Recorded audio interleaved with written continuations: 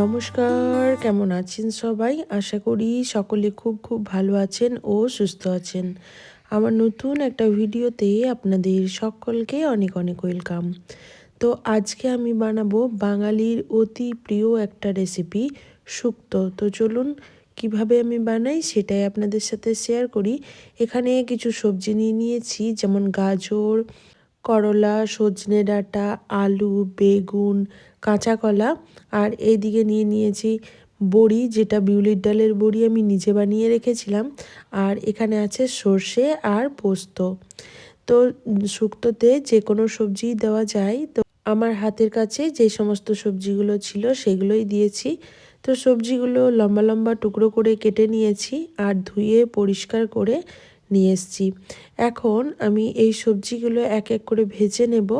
আর এইদিকে সর্ষে আর পোস্তটা, কাঁচা লঙ্কা, সামান্য একটু লবণ দিয়ে পেস্ট তৈরি করে রাখবো। তো একটা কড়াই বসিয়ে দিয়েছি। কড়াই গরম হয়ে গেলে প্রথমে দিয়ে দিয়েছি সরিষার তেল। তেলটাও খুব ভালো করে গরম করে প্রথমে বিউলির ডালের বড়িগুলো দিয়ে দিলাম। এবার গ্যাসের ফ্লেমটা লো টু মিডিয়াম করে বড়িগুলো একটু সময় নিয়ে ভেজে তুলে রাখবো।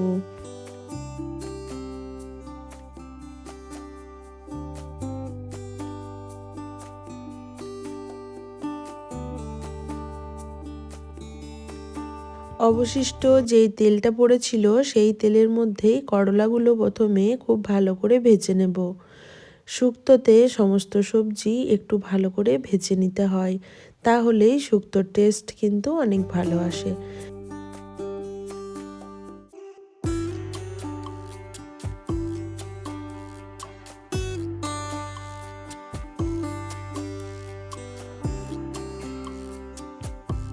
তো দেখুন করলাগুলো আমি লাল লাল করে ভেজে নিয়েছি।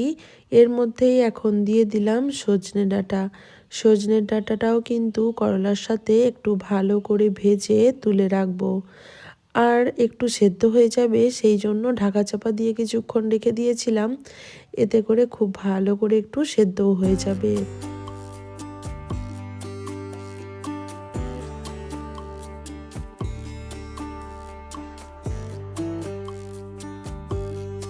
বাকি সবজিগুলো ফোড়নের সাথেই ভেজে নেব। তো এখানে আমি ফোড়ন হিসাবে ব্যবহার করলাম রাঁধুনি, আর দিয়ে দেব দুটো শুকনো লঙ্কা। শুক্তোতে রাঁধুনি ফোড়ন দিলে কিন্তু খুবই ভালো টেস্ট আসে।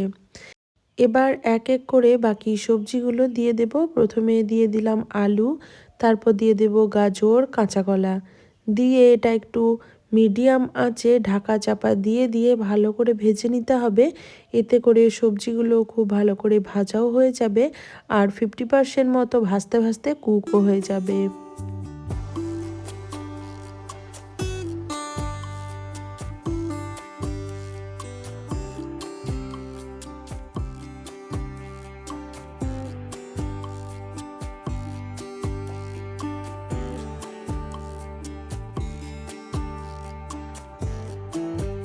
তো দেখুন 5 মিনিট মতো আমি এরকম ঢাকা দিয়ে ভেজে নিয়েছি।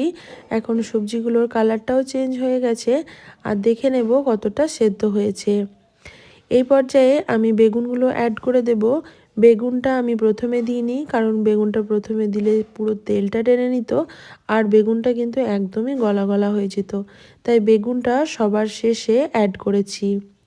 এবার বেগুনটা দিয়েও ঢাকা দিয়ে কিছুক্ষণ ভেজে নিয়েছি। দেখুন বেগুনটাও মজে এসেছে, তলাতে কিন্তু এক ফোঁটাও আর তেল নেই। পুরো তেলটা দিয়ে সবজিগুলো কিন্তু খুব ভালোভাবে ভাজা হয়ে গেছে। এবার আগে থেকে ভেজে রাখা করলা আর সজনে ডাঁটাটা অ্যাড করে দিলাম। দিয়ে ভালো করে সব কিছু মিশিয়ে নেব। তারপর এই রান্নাতে আমি আজকে জলের পরিবর্তে দুধের ব্যবহার করব। তো এখানে আমি গরুর দুধই ব্যবহার করছি।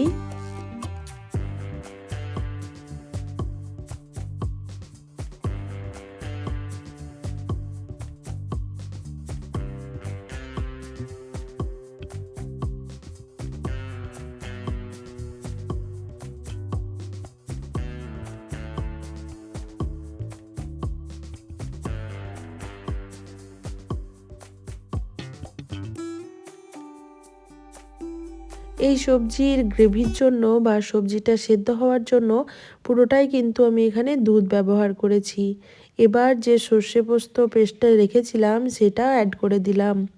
আপনারা চাইলে জলও দিতে পারেন, বাট এই শুক্তোর রেসিপিতে দুধ দিয়ে রান্না করলে খেতে কিন্তু খুবই ভালো লাগে আর একটা সুন্দর টেস্টও আসে। তো দেখুন আমি মশলার বাটি ধুয়েও দিয়ে দিলাম, দিয়ে এবার ফুটে আসার অপেক্ষায়, ফুটে গেলে ঢাকা চাপা দিয়ে কিছুক্ষণ কুক করে নেব, যাতে করে সমস্ত সবজি খুব ভালো করে সেদ্ধ হয়ে যায়।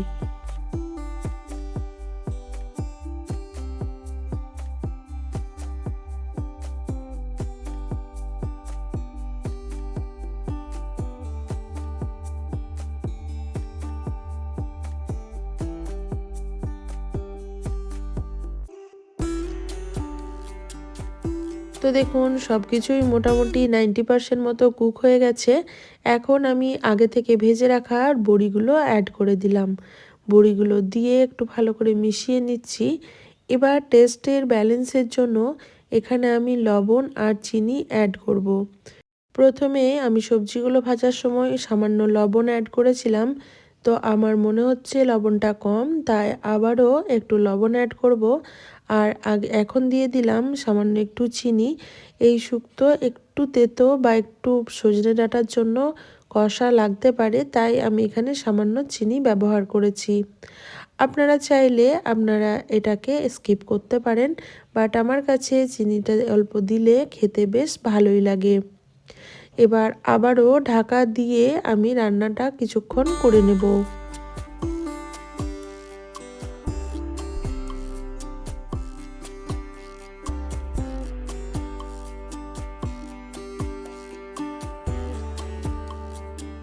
সবার শেষে রান্নাটা একটু টেস্ট করে নেব যে লবণ এবং মিষ্টি সব কিছু ঠিকঠাক আছে কিনা, স্বাদের ব্যালেন্সটা ঠিকঠাক হয়েছে কিনা। এখন দেখুন রান্নাটা প্রায় আমার হয়ে এসেছে। এই পর্যায়ে আমি দিয়ে দেব দুটো কাঁচা লঙ্কা।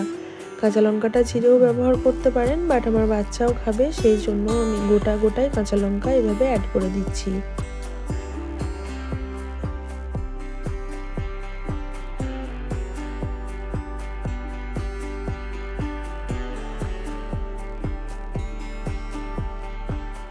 বন্ধুরা, আপনাদের যদি আজকের এই ভিডিওটি আমার একটুও ভালো লেগে থাকে তাহলে অবশ্যই একটা লাইক দেবেন, একটা কমেন্ট করে জানাতে ভুলবেন না।